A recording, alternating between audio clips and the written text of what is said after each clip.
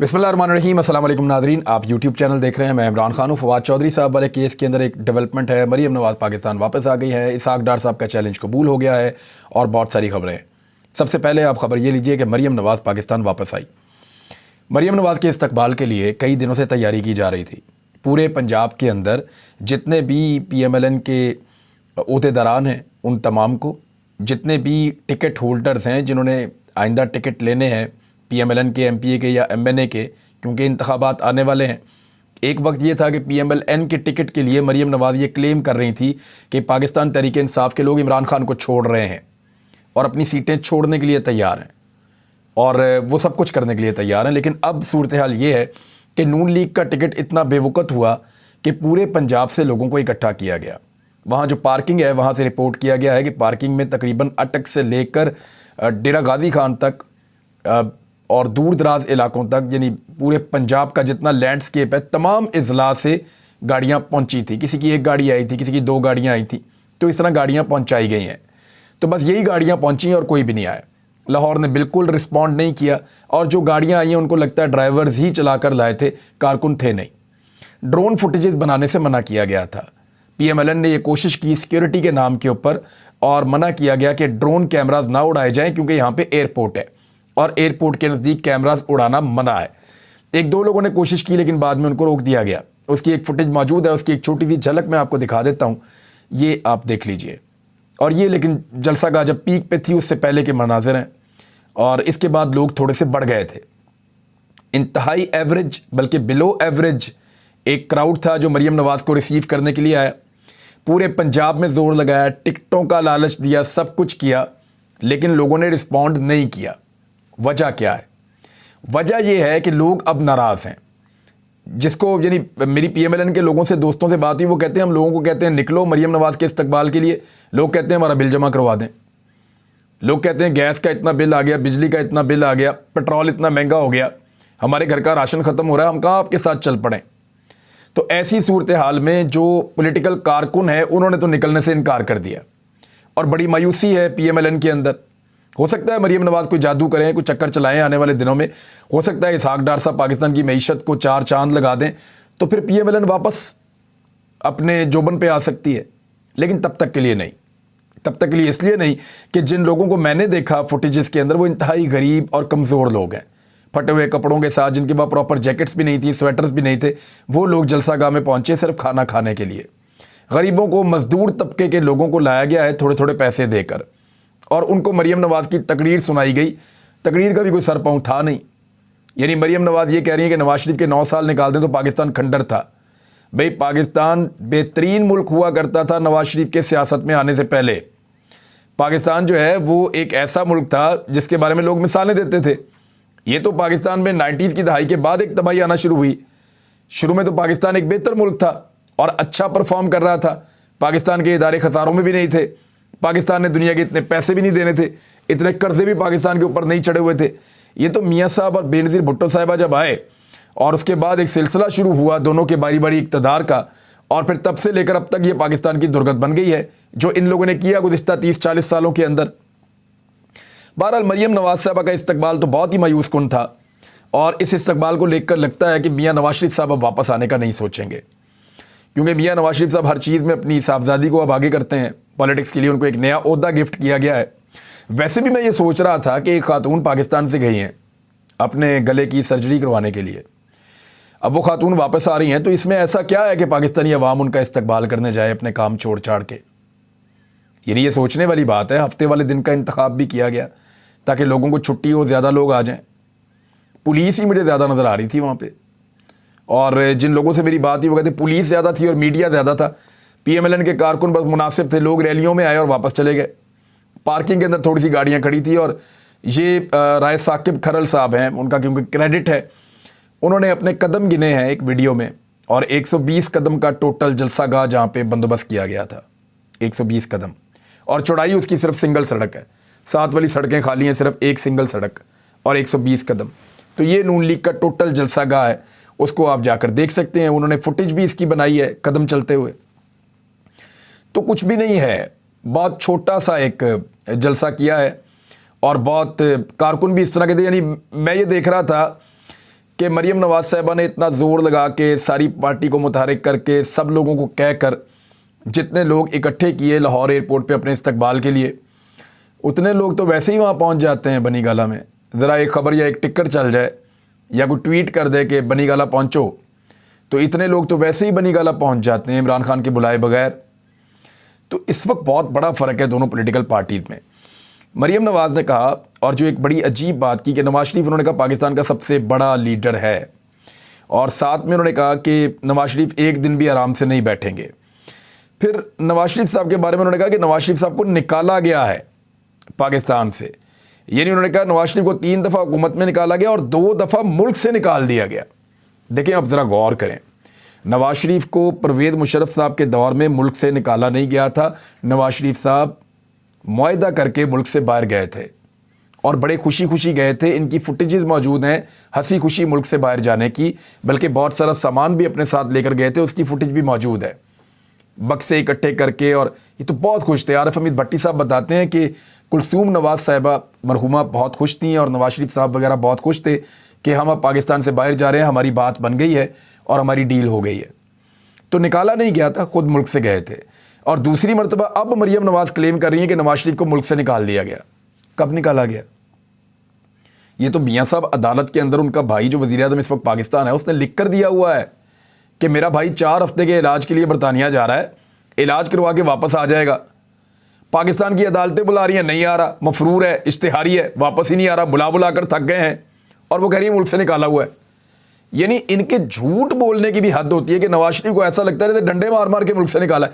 اور بھائی ملک سے نکالا نہیں ہے، میاں صاحب خود نس گئے ہیں ملک سے، اور یہاں پہ پلیٹلس گرا کے وہاں جا کے اٹھا لیے. یعنی وہاں کی رپورٹوں کے اندر اٹھے ہوئے ہیں، یہاں کی رپورٹوں میں گرے ہوئے ہیں. پھر سہولت کار ان کے اسی طرح سے رپورٹیں تیار کرواتے ہیں جعلی. بہرحال مریم نواز کا یہ کلیم بہت حیران کن ہے کہ دونوں مرتبہ نواز شریف کو زبردستی ملک سے نکالا گیا ہے. بلکہ زیادہ حیران کن یہ ہے کہ اس مرتبہ بھی وہ کلیم کر رہی ہیں کہ نواز شریف صاحب کو ملک سے نکال دیا گیا ہے. وہ کہتی ہیں اسحاق ڈار صاحب پہ بھروسہ رکھنا ہوگا. لیکن میں نے ایک چیز میرے دل کے اندر تھی اور میں دیکھنا چاہتا تھا کہ ارشد شریف کی میت کا مذاق اڑانے والی جو عورت ہے وہ جب پاکستان آئے گی تو اس کو کتنے لوگ لینے آئیں گے. کیونکہ جب میرا بھائی پاکستان آیا تھا نا، اس نے کسی کو نہیں بلایا تھا. شہید ارشد شریف، اس نے تو کسی کو کال بھی نہیں دی، بول بھی نہیں سکتا تھا. لیکن جب ارشد شریف کی میت اسلام آباد ایئرپورٹ پہ آئی تھی نا، تو تمام نظام منع کرنے والا تھا، ہر چیز اس کے راستے میں رکاوٹ بن رہی تھی.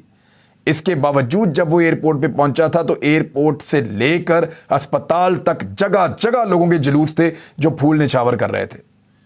ہزاروں کی تعداد میں لوگ ایئرپورٹ پہ پہنچ گئے تھے، اور وہاں پہنچ گئے تھے جہاں جانے سے روکا بھی جاتا ہے. ہر جگہ پہ لوگ سیلوٹ کر رہے تھے. اس اسپتال میں جس میں اس کی میت لائی گئی، باہر لوگوں کا ایک جنب غفیر تھا. گاڑی پہ اندر جانا ناممکن ہو چکا تھا. پیدل باہر نکل کے اپنی گاڑی تک پہنچنے میں ہمیں کئی منٹ لگ گئے تھے. اتنے لوگ وہاں پہ آئے تھے، اور پاکستان کے ہر صوبے سے آئے تھے، ہر جگہ سے آئے تھے. وہ تھا ارشد شریف.